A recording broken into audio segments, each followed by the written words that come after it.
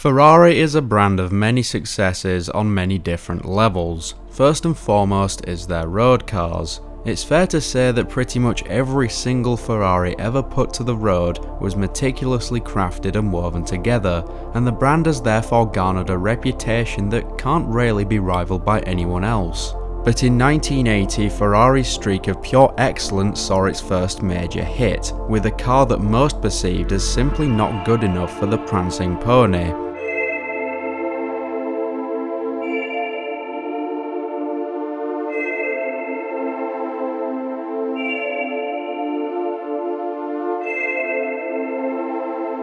But was the Mondial really that bad?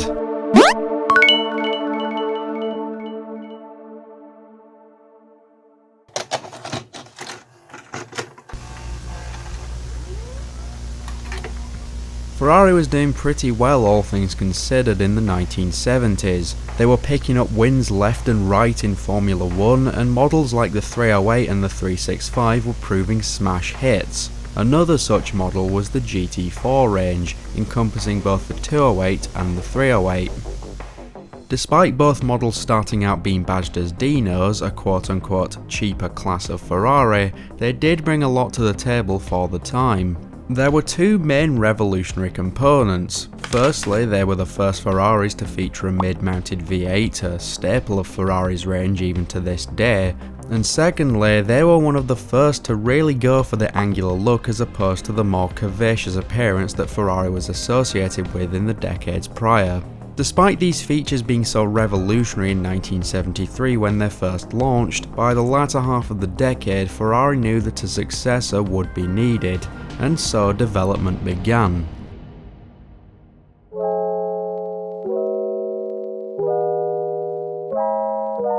The most major change right off the bat in this new car was the name. Traditionally, Ferrari had used numbers to denote their models, usually a 3-digit one, but this new stallion was to go by the name Mondial, as a reference to a name Ferrari had previously used to celebrate their success in Formula 1 in the 1950s, now used to celebrate their success in the 1970s.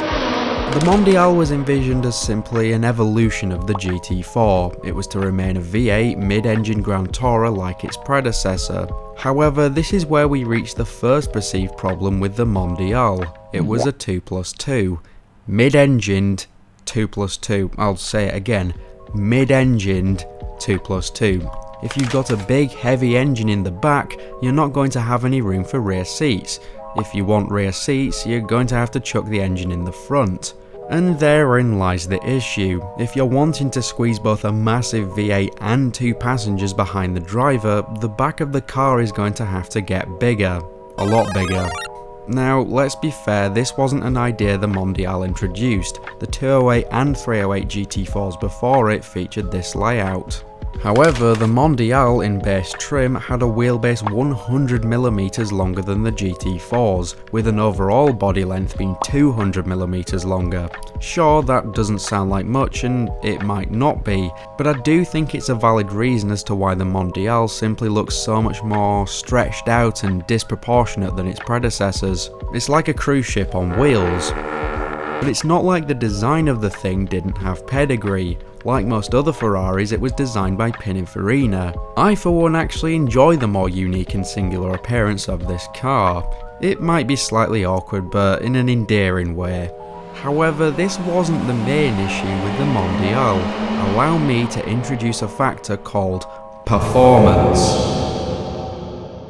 The Mondial was launched in 1980 as the Mondial 8. It featured a 2.9 litre Ferrari Dino sourced fuel-injected V8 seen in other Ferraris like the 308 GTB-I.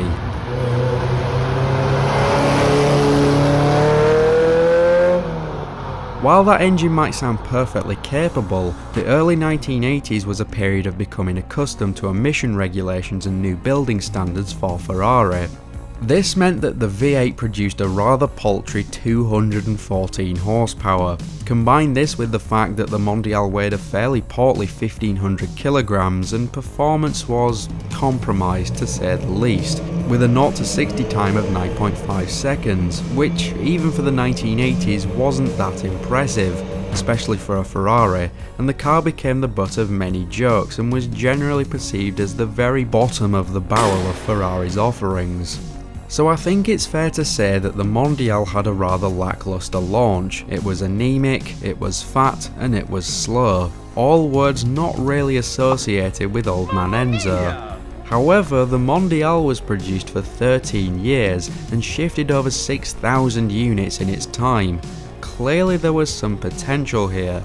The Mondial 8 was only produced from 1980 until 1982, at which point the first evolution would arrive, the Mondial Quattrovalvole, or the QV.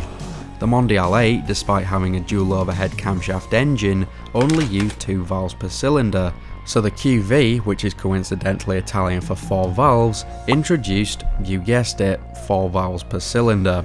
Essentially, double the valves, double the airflow, double the power! Well, not quite, but power was bumped up to 240, thereby improving performance.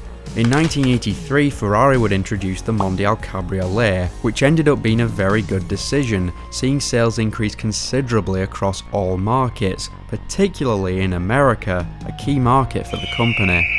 And in 1985 it got even better, with the engine's displacement increasing to 3.2 litres, hence bringing in the era of the Mondial 3.2. Power was boosted further up to 270, and much of the car was restyled to bring it up to a more modern standard. And then, in 1988, the fourth and final version of the Mondial would make its appearance, the Mondial T. True fact, as a kid I always thought the T stood for turbo, an understandable belief I say, but also a wrong one. It actually refers to the new engine and transmission setup. The engine will be rotated to be longitudinal as opposed to transverse, while the gearbox remained transverse, hence forming a T shape. Plus, this change to the inner workings of the car meant the engine could be mounted lower, hence improving stability and handling enormously, and this setup would go on to be the standard for many V8 Ferraris in the years to come. The engine itself saw improvements too, with the displacement increasing yet again to 3.4 litres, bringing power up to 300 ponies. Plus, the T was a first for Ferrari in many other aspects. It had standard anti-lock brakes, power-assisted steering, and some later models were even offered with semi-automatic transmission, dubbed the Vallejo. Even with so many improvements over the years, the T would prove to be the last iteration of the Mondial, and the final model rolled off the production line in 1993. This final model followed a long line of over 6,000 kin, a very impressive number for the marque, and the Mondial has gone down as one of Ferrari's best-selling cars in history. Despite this, the Mondial would never see a successor, and while there have been numerous other 4-seater Ferraris in the years since, such as the 456 and the Portofino, these have all been front-engined. Ferrari would never again attempt to produce a 4-seater mid-engine sports car. So the question is the Mondial hate train truly justified? Well, I can personally see both sides of the story.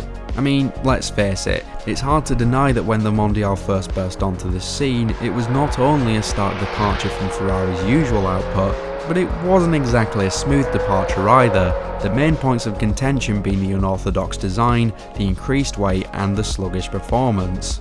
Plus, it didn't help that elsewhere Ferrari was absolutely killing it in the 80s with the likes of the Testarossa, the Berlinetta Boxster, there was the 308, the 328, there was the 288 GTO, the F40, the 348, wait, not that one.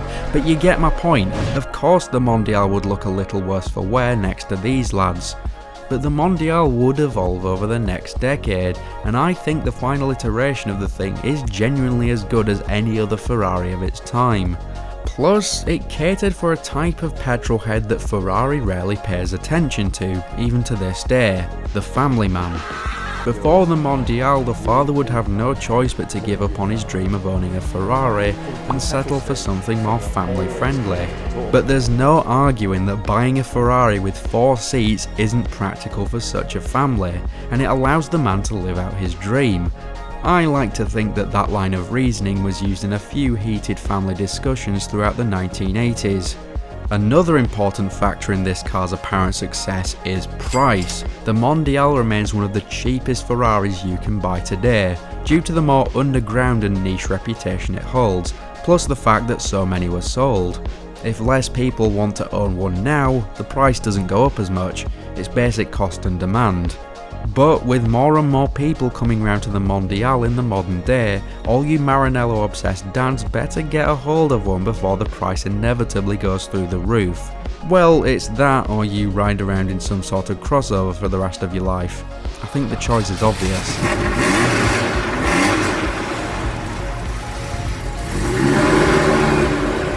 Thank you so much for watching, with a very special thanks to Ben Wright and Brum Brum Bryn, who are very generously donating at the highest tier on my Patreon. Just £1 a month is an amazing help, and I also have socials, which are linked in the description below. Again, thank you for watching, and take care.